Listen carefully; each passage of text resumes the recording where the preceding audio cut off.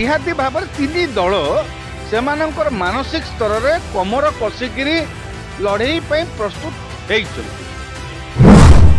राज्य सरकार काली एत परिमाण जो घोषणा कहले से सत कौन मिछ कौन परवर्ती पर्याय जना पड़ कि मुख्यमंत्री हाथ में 1100 कोटी टंकार प्रकल्प जो घोषणा होगी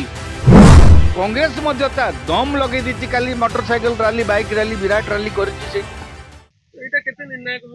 गत थर निर्वाचन नवीन बाबू मुख्यमंत्री थिले बुझीपार तो ता सत्वे स्वाधीन प्रार्थी घासीराम माझी एते भोट पाइथिले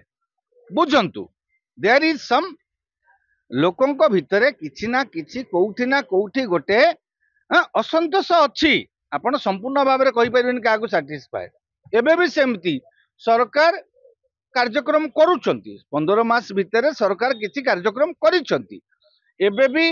गतकाली जाइकिर 1100 कोटी टंकार ना केते कोटी टंकार विभिन्न प्रकल्पर घोषणा ये से करिके आछंती जोटा को बीजेडी कहिछि जे एडा सब पुराना आगुरु होउतिला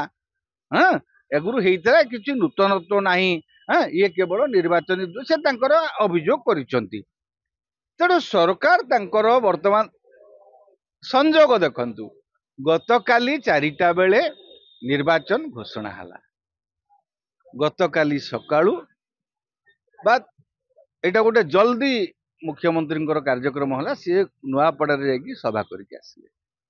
4टा बेले डिक्लेयर हला बुझी परछन तो तेणु निहाती भाव तीन दल से मानसिक स्तर में कमर कषिकी लड़ई प्रस्तुत होती। राज्य सरकार काली एत परिमाण जो घोषणा कहले से सत कौन मिछ कौन परवर्ती पर्याय जना पड़ कि मुख्यमंत्री हाथ में 1100 कोटी टंकार प्रकल्प जिते घोषणा होउची बा कार्यक्रम होउची गोटे बड़ साइज प्रोजेक्ट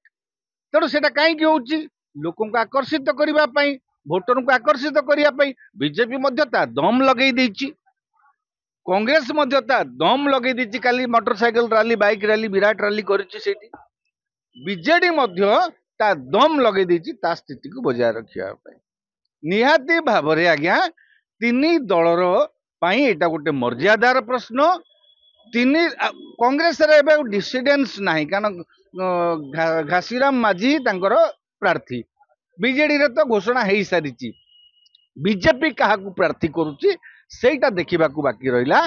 निहाती भाव में से त्रिकोणीय प्रतिद्वंदिता हम आउ तीन दल निजर सम्मान रखिया निहाती भाव में आप्राण उद्यम करेंगे।